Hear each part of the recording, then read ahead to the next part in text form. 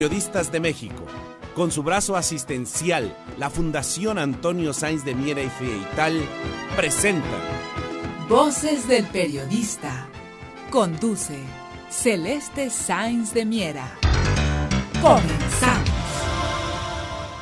Muy buenas tardes, Voces del Periodista, el programa que conduce Celeste Sáenz de Miera y el portal La Anunciación de nuestra compañera Tere García Ruiz, su directora. Les damos la muy cordial bienvenida a este programa en el que vamos a hablar de la toma de posesión del presidente Donald Trump, el que ha despertado pues una gran inquietud en el mundo porque se trató su elección en verdad de la primera elección global del siglo XXI y consecuentemente sus resultados han producido una serie de efectos, sobre todo de rechazo entre quienes aspiraban a mantener las cosas como funcionaron en los últimos 30 años a partir de que el neoliberalismo, que los cambios que se dieron con el Tratado de Libre Comercio se introdujeron con el gobierno del presidente Ronald Reagan allá en los fines de los años 70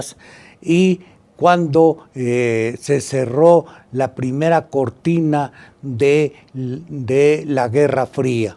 Este cambio, cuando dio inicio el gobierno de Ronald Reagan, pues también generó una serie de inquietudes, pero no como las que está dándose ahora, porque entonces todavía no se percibía la naturaleza de los cambios que se iban a dar. Los cambios que se iban a dar en el planeta, en todos los sistemas políticos, económicos y sociales,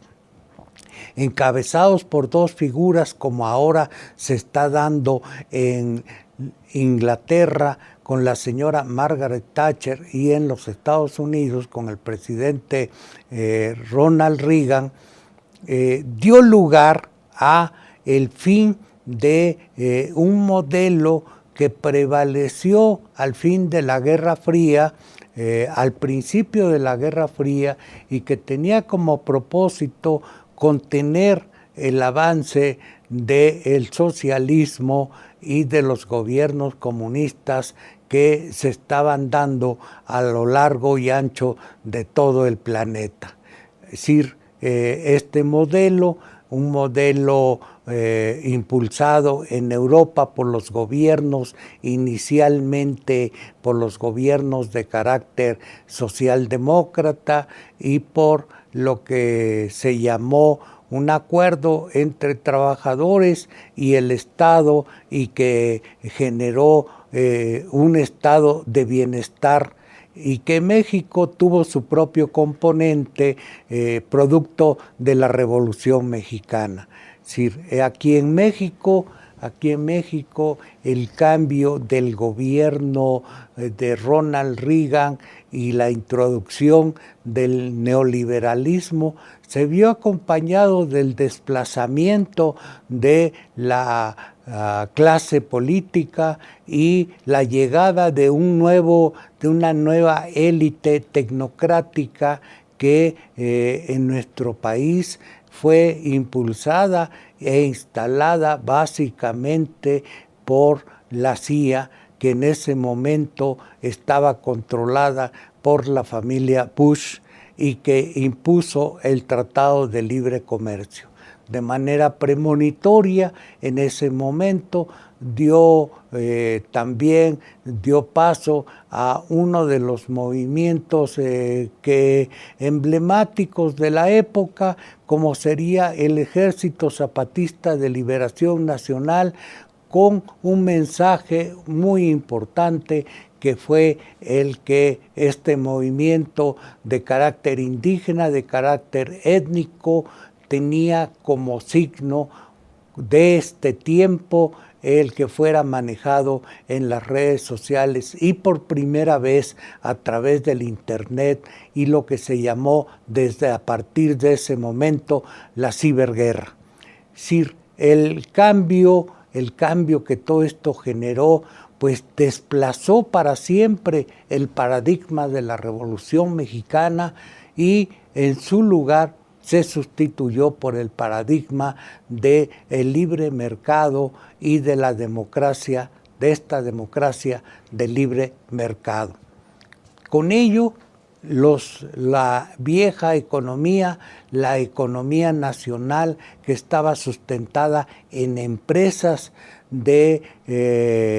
se habían financiado con los recursos provenientes del campo, que habían sido financiados en buena medida con los ahorros, con las transferencias generadas por los campesinos y por los obreros, pues dieron lugar a un cierto auge y toda esa acumulación de capital se llamó el viejo milagro mexicano. Pues la llegada entonces de los tecnócratas, estamos haciendo un breve resumen, estos tecnócratas remataron todo ese capital acumulado en las empresas del Estado, una cantidad de empresas del Estado de tal forma que superaban y en cantidad que superaban al propio capitalismo socialista de lo que era la llamada las repúblicas socialistas. En México había más empresas del Estado que en la Unión Soviética. Bien, la llegada de los tecnócratas y su nuevo modelo barrió con todas las empresas, las privatizó y los recursos los transfirió a una élite que hoy se ha constituido en una minoría privilegiada, súper privilegiada, que de acuerdo con los datos reportados por Oxfam, que es una organización que mide la riqueza en el mundo, y en su último reporte, como vemos a dos de ellos que están acompañando al señor Trump, uno de ellos es uno de los hombres más ricos del mundo y que se trata del señor Sheldon, y que es dueño de los principales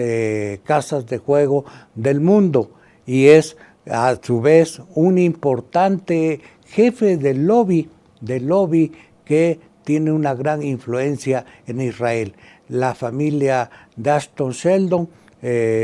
tiene casa en Israel y juega un papel muy importante en la llegada del señor Donald Trump. Es uno de los principales aportantes a las fiestas que se van a celebrar en los Estados Unidos durante 10 días. Las corporaciones norteamericanas que hicieron posible la llegada del gobierno de Donald Trump van a aportar $100 millones, algo más que eso va a costar las fiestas de celebración del triunfo de Donald Trump, porque él llega al poder acompañado por estas corporaciones, por un nuevo capitalismo de carácter corporativo y también por una nueva élite de carácter militar, viejos militares retirados, pero que también se desempeñan en estas empresas y que se desempeñan como CEOs de ejecutivos, altos ejecutivos de las corporaciones. Al lado derecho vemos a quien va a ser el futuro secretario de la Defensa de los Estados Unidos. En el centro vemos al que va a ser al secretario del Interior, al secretario Kelly, y que él fue jefe del Comando Sur, que tiene una gran experiencia y conocimiento en América del Sur, sobre todo porque él lidió con buena parte del programa de lo que fue el combate a las drogas. Y en la parte izquierda está el encargado de lo que va a ser la parte de inteligencia militar. Esta triada esta triada militar, quien analizaba el arribo de esta tecnocracia militar al poder, decía que se trata de la mejor manera de las antiguas juntas militares en la América Latina. No es así. Es decir, ellos llegan por designación y llegan para asegurar, para fortalecer la posición de Trump y para garantizar una serie de cambios geopolíticos que se van a dar con esta nueva estructura de carácter corporativa, y que va a dar impulso a un nuevo gobierno con un nuevo modelo que tiene como trasfondo el modelo energético global mediante una alianza energética que está representada, que tiene en la cabeza a la figura del secretario de Estado, del Departamento de Estado, un personaje sin lugar a dudas de gran relieve, porque se atrevió a confrontarse al viejo clan de la familia Rockefeller, fundadora de la vieja y leyenda y vieja empresa Standard Oil, que fue la empresa líder de una serie de cambios a nivel mundial, y que en nuestro país, por ejemplo, los Rockefeller fueron los aliados fundamentales de buena parte de la oligarquía mexicana, particularmente de la familia Miguel Alemán. Entonces vamos a continuar en el próximo ciclo, en el próximo espacio, para continuar analizando la llegada de Donald Trump y el significado que tiene para nuestro país y para todo el cambio geopolítico que se avisora.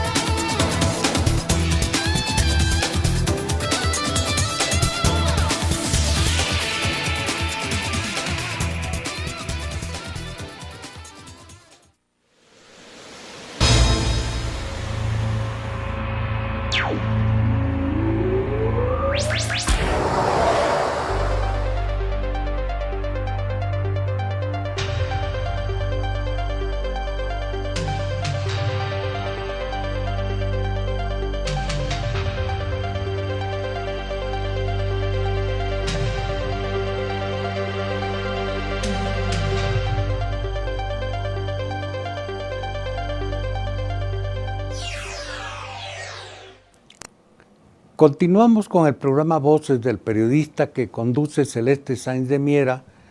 y Tere García Ruiz en el portal Anunciación, con la voz de Rodolfo Sánchez Mena, analizando el arribo, la toma de posesión del presidente Donald Trump, que va a generar una serie de cambios en el gobierno norteamericano y que anuncia una serie de cambios, de transformaciones geopolíticas de gran relevancia, dado que plantea una alianza, un acuerdo político-económico con Rusia, con la Rusia del Vladimir Putin. En el bloque anterior estábamos analizando con detalle cómo la llegada del presidente Reagan dio lugar a que en México apareciera un nuevo grupo que se hizo del poder, la tecnocracia, y que se fortaleció con el Tratado de Libre Comercio, que se enriqueció y que formó una minoría que hoy resiente que va a perder buena parte de estos privilegios y que va a ser desplazado por el cambio que se está presentando en los Estados Unidos, y de allí que presente una serie de resistencias y tenga un gran desconcierto, que no sepa cómo negociar, cómo abordar, cómo llegar a una negociación exitosa con el nuevo gobierno del presidente Donald Trump. ¿Qué es lo que está en riesgo? Lo vamos a ver desde la perspectiva del planteamiento del propio Trump en los Estados Unidos y a nivel global. El planteamiento de Donald Trump es acabar con el gobierno de la tecnocracia, con el gobierno de carácter liberal, y cerrar ese ciclo. Cerrar ese ciclo significa acabar con un cierto tipo de globalización, ese tipo de globalización que permitió que un grupo muy reducido, alrededor de 63 personajes del mundo, hayan acumulado una riqueza tal que está generando un gran malestar a nivel mundial y conflictos de diferentes manifestaciones. Es decir, a ello están respondiendo una serie de interrogantes y de cómo enfrentarlos con una nueva estrategia. Si la alianza que se plantea entre Putin y el presidente Trump, desde luego que en los Estados Unidos tiene una gran resistencia. Todo conflicto en la cúpula siempre plantea un choque de intereses de tal magnitud que se expresa ahora de manera inusual, como nunca se había visto, en los ataques directos por parte de los servicios de inteligencia norteamericanos, poniendo en evidencia, destacando que el presidente Trump, así lo han manifestado los medios de comunicación, llegó al poder por un supuesto apoyo por el hackeo de información de los servicios de inteligencia rusos y por medio del señor que se encuentra refugiado en Inglaterra y que maneja un servicio de información y que puso al público, a disposición del público, la lectura de todos los correos de Hillary Clinton, que, dicho sea de paso, implica un delito en los Estados Unidos que debía de ser juzgado, pero este es otro asunto, y en este momento la acusación que pesa sobre Trump y sobre la sospecha que se está despertando es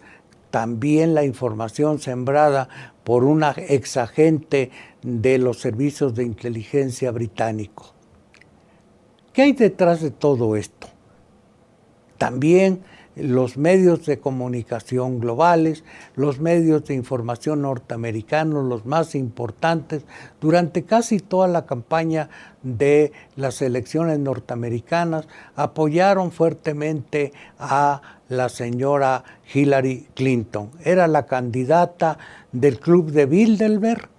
y fueron derrotados. El Club de Bilderberg, como se sabe, como muchos de los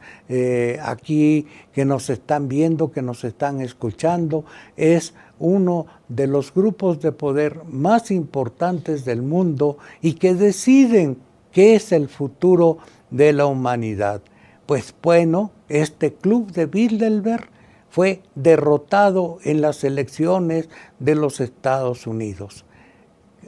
Al ser derrotados en las elecciones de Estados Unidos, esto nos debe de hacer una pregunta y nos debería de llevar a la gran interrogante que si lo que está sucediendo no es en el fondo el desfonde de una serie de acciones, de programas y de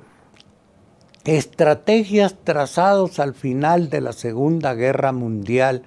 y que dieron lugar a lo que se llamó Guerra Fría y que se prolongó posteriormente con el propio neoliberalismo y con los tratados de libre comercio.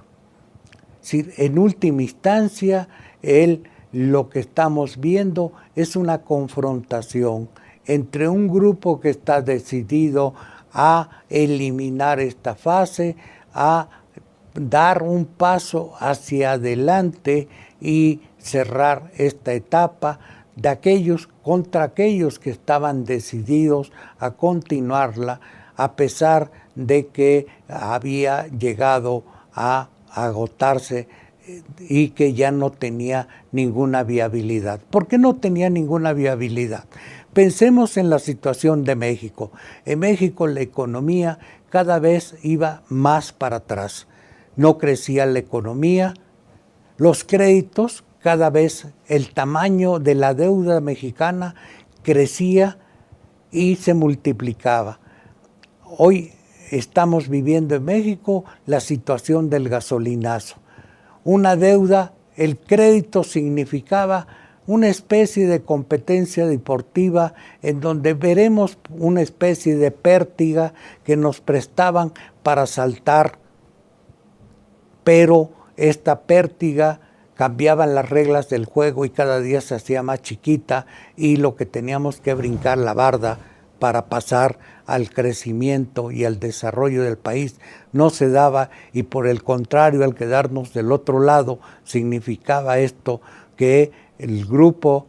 que se beneficiaba de la riqueza del país era cada día menos y los que se quedaban del otro lado empobrecían y se quedaban fuera de las perspectivas del desarrollo. Esto estaba pasando en todo el mundo. Y en todo el mundo hay un gran malestar. Y en todo el mundo lo que hoy se llama neopopulismo o postpopulismo y que expresa lo que encabeza Donald Trump son los que salieron a votar, aunque digan que son una minoría, salieron a votar en búsqueda de empleo, en búsqueda de bienestar, en búsqueda de nuevas oportunidades. Que se vayan a dar, no lo sabemos, pero por lo menos están buscando nuevas oportunidades de empleo. Hace tiempo en este programa hablamos de la zona más atrasada de los Estados Unidos, que paradójicamente fue la cuna de la revolución industrial y que es la zona de los Grandes Lagos. La zona de los Grandes Lagos, en donde se dio la industrialización norteamericana, en donde surgieron los grandes sindicatos norteamericanos, en donde los grandes obreros, donde los cambios tecnológicos más importantes del siglo se dieron. Hoy esta es una zona arrasada. Buena parte de estos obreros estas familias dieron el voto por Donald Trump. Y en buena parte del sur también los empobrecidos del sur, las familias de otras corrientes y diferentes versiones religiosas que prevalecen en los Estados Unidos, también le dieron el voto a Donald Trump. Al contrario de ello, hacían campaña los grandes medios. Donald Trump derrotó a los grandes medios utilizando plataformas modernas de información y haciendo uso de su Twitter. Este Twitter es el con el que va a gobernar Donald Trump. Él es un símbolo muy importante de su gobierno y veremos el impacto que tiene esto en los medios de comunicación modernos. Lo veremos en el próximo programa.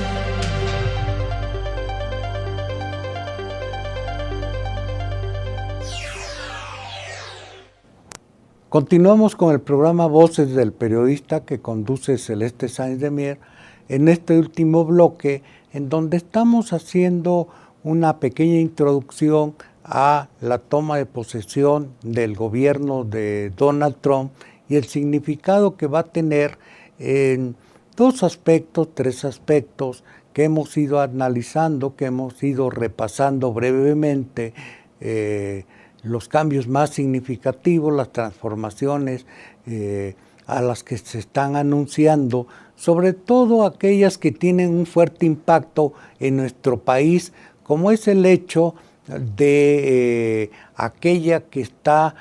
básicamente orientada a reemplazar lo que es el modelo de libre comercio, la democracia de libre comercio y todo aquello que significa la globalización como se entendió en los últimos 30 años. Es decir, esto está siendo ya liquidado y con ello una buena parte de quienes se encumbraron con este modelo y sus operadores, los operadores que son un grupo de tecnócratas que fueron entrenados básicamente en los Estados Unidos o en escuelas, universidades privadas,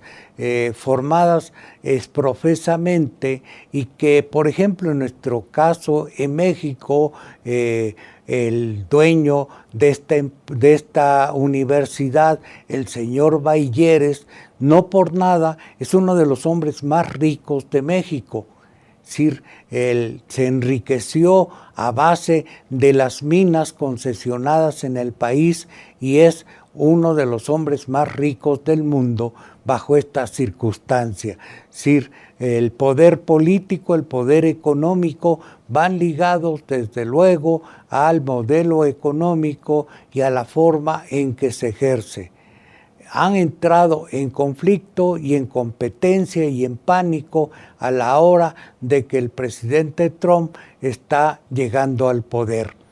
Otra de las formas que anuncia Donald Trump para transformar las relaciones de poder global son desde luego una serie de cambios de orden geopolítico. ¿Qué significan estos cambios de carácter geopolítico? Hoy la geopolítica pues es una disciplina que en nuestro país es prácticamente no es conocida. No es conocida porque no se imparte en las universidades, no hay libros de texto.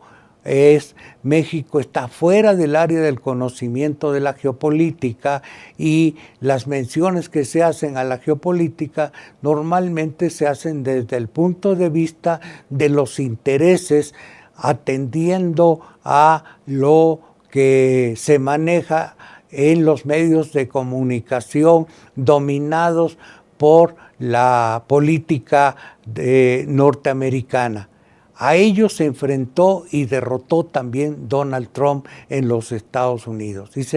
Y los derrotó en su propio terreno. ¿Cómo los derrotó en su propio terreno?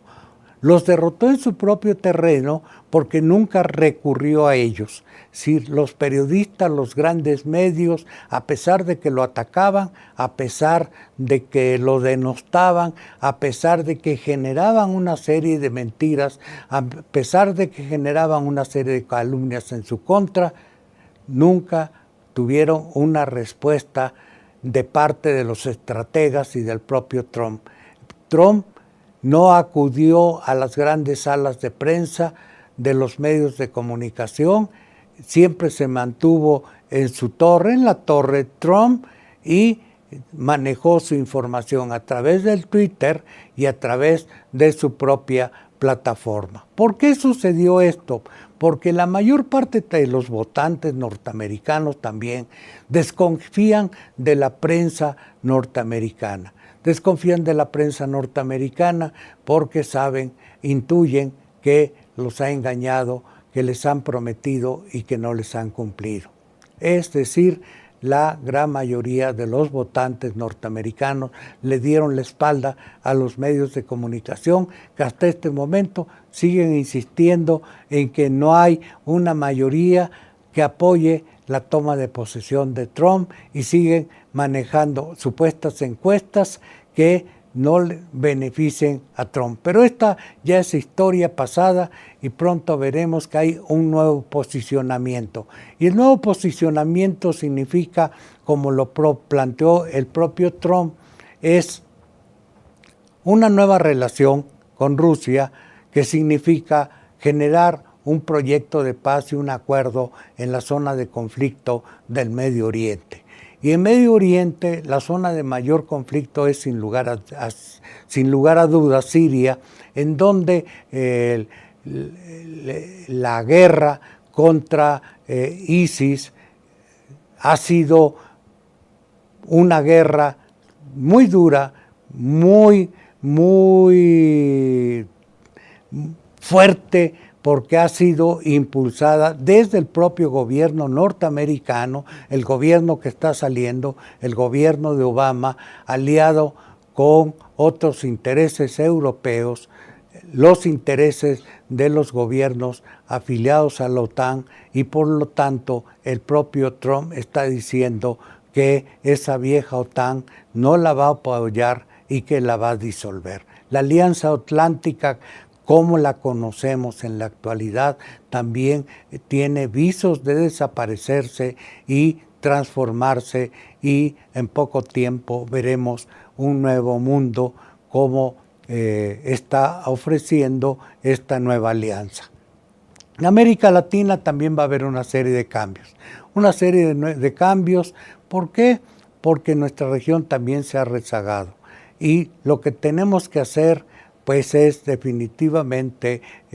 hacer a un lado los viejos tratados de libre comercio y ponernos a producir lo que la región requiere. Y lo que la región requiere, pues, es una cantidad de bienes y servicios que compramos con divisas de las que no tenemos, y no tenemos porque la mayor parte de los dólares con los que los compramos provienen de la venta de la minería de petróleo, y esto cada vez, como en México, se ha ido cerrando la fuente de financiamiento. El petróleo en México fue una plataforma de financiamiento para la economía, tanto del modelo que prevaleció hasta la llegada de los gobiernos neoliberales. El presidente Peña Nieto acaba de cerrar la llave y acaba de anunciar que pasamos a un nuevo modelo energético. Tendremos un nuevo modelo energético, pero que ya no va a financiar el crecimiento y la economía del país. Tenemos que buscar otras formas, o la población, la nueva clase política, la nueva clase dirigente decidirá cuáles son las fuentes de financiamiento del país. Pero por lo pronto lo que estamos viendo es que en términos de la comunicación, en términos del manejo de información, en términos de la geopolítica y de las relaciones entre las potencias, está cambiando sustancialmente. Hace unos días había un escenario de guerra entre China y Rusia, producto de la movilización de buques chinos en defensa de su territorialidad, de sus islas, y Trump tuvo que ir a hablar con el embajador chino y llegar a un acuerdo transitorio para impedir que se desate un nuevo conflicto. Esto será la nueva diplomacia, y la nueva diplomacia en el mundo, como la nueva política exterior de México, tendrá que conformarse, porque la que teníamos, la política exterior neoliberal, esa ya desapareció. Tenemos que construir una nueva política exterior acorde a la nueva realidad geopolítica que se está construyendo en el mundo. Y para eso tenemos que entender qué es la nueva geopolítica, tenemos que ponernos a estudiar, tenemos que aprender y entender, y sobre todo avanzar con los cambios del mundo. Y avanzar con los cambios del mundo, ¿qué significa? Significa básicamente aceptar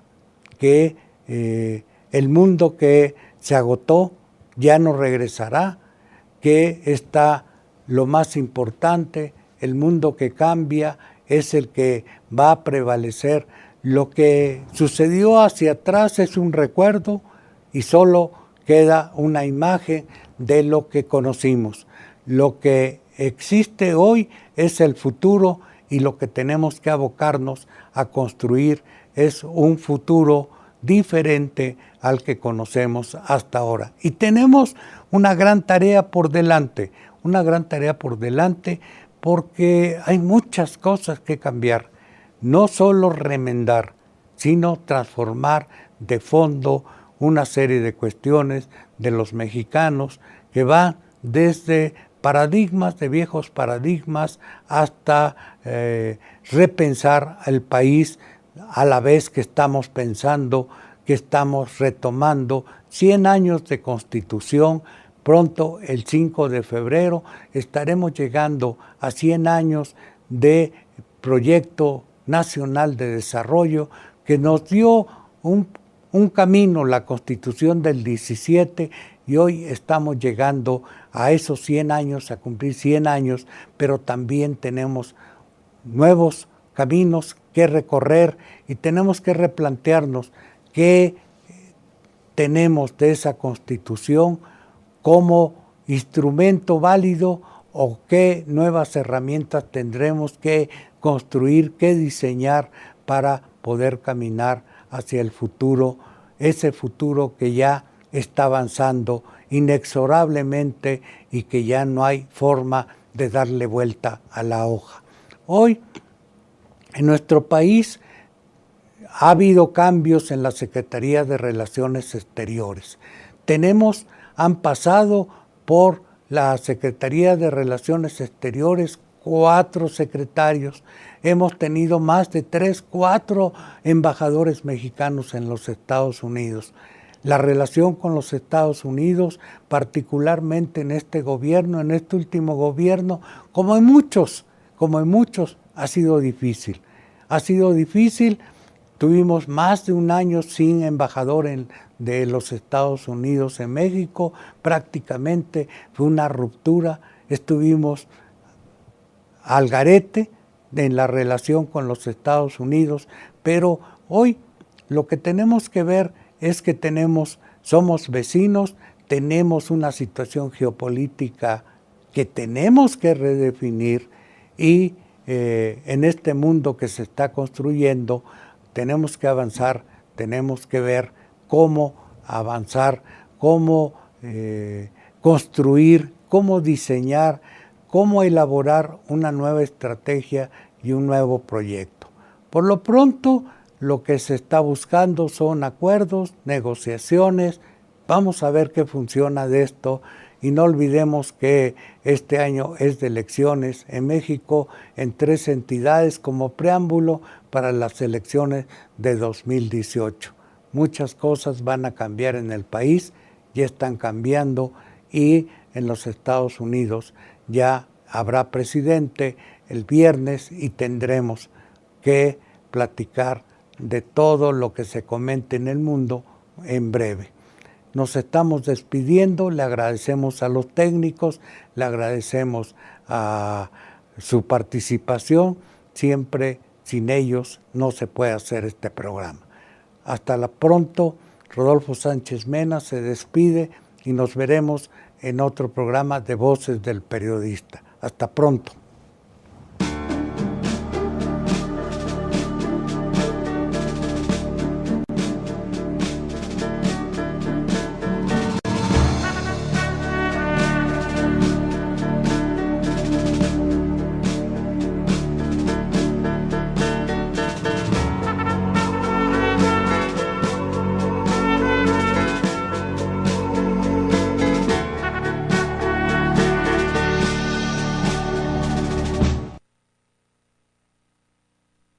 Periodistas de México, con su brazo asistencial, la Fundación Antonio Sáenz de Miera y Feital, presentan Voces del Periodista. Conduce Celeste Sáenz de Miera. Comenzamos. Muy buenas tardes. Voces del Periodista, el programa que conduce Celeste Sáenz de Miera y el portal La Anunciación de nuestra compañera Tere García Ruiz, su directora. Les damos la muy cordial bienvenida a este programa en el que vamos a hablar de la toma de posesión del presidente Donald Trump, el que ha despertado pues una gran inquietud en el mundo porque se trató su elección en verdad de la primera elección global del siglo XXI y consecuentemente sus resultados han producido una serie de efectos, también dio paso a uno de los movimientos emblemáticos de la época, como sería el Ejército Zapatista de Liberación Nacional, con un mensaje muy importante que fue el que este movimiento de carácter indígena, de carácter étnico, tenía como signo de este tiempo el que fuera manejado en las redes sociales y por primera vez a través del internet y lo que se llamó desde a partir de ese momento la ciberguerra. Es decir, el cambio que todo esto generó, pues desplazó para siempre el paradigma de la Revolución Mexicana y en su lugar se sustituyó por el paradigma del libre mercado y de la democracia, de esta democracia del libre mercado. Con ello, la vieja se llamó un acuerdo entre trabajadores y el Estado y que generó un estado de bienestar y que México tuvo su propio componente producto de la Revolución Mexicana. Es decir, aquí en México el cambio del gobierno de Ronald Reagan y la introducción del neoliberalismo se vio acompañado del desplazamiento de la clase política y la llegada de una nueva élite tecnocrática que en nuestro país fue impulsada e instalada básicamente por la CIA, que en ese momento estaba controlada por la familia Bush y que impuso el Tratado de Libre Comercio. De manera premonitoria, en ese momento dio que se iban a dar en el planeta, en todos los sistemas políticos, económicos y sociales, encabezados por dos figuras como ahora se está dando en Inglaterra con la señora Margaret Thatcher y en los Estados Unidos con el presidente Ronald Reagan, dio lugar a el fin de un modelo que prevaleció al fin de la Guerra Fría, al principio de la Guerra Fría, y que tenía como propósito contener el avance del socialismo y de los gobiernos comunistas que se estaban dando a lo largo y ancho de todo el planeta. Es decir, este modelo, un modelo impulsado en Europa por los gobiernos, inicialmente por los gobiernos de carácter socialdemócrata y por lo que todo de rechazo entre quienes aspiraban a mantener las cosas como funcionaron en los últimos 30 años a partir de que el neoliberalismo, que los cambios que se dieron con el Tratado de Libre Comercio se introdujeron con el gobierno del presidente Ronald Reagan, allá en los fines de los años 70 y cuando se cerró la primera cortina de la Guerra Fría. Este cambio, cuando dio inicio el gobierno de Ronald Reagan, pues también generó una serie de inquietudes, pero no como las que está dándose ahora, porque entonces todavía no se percibía la naturaleza de los cambios que se iban a dar. Los cambios que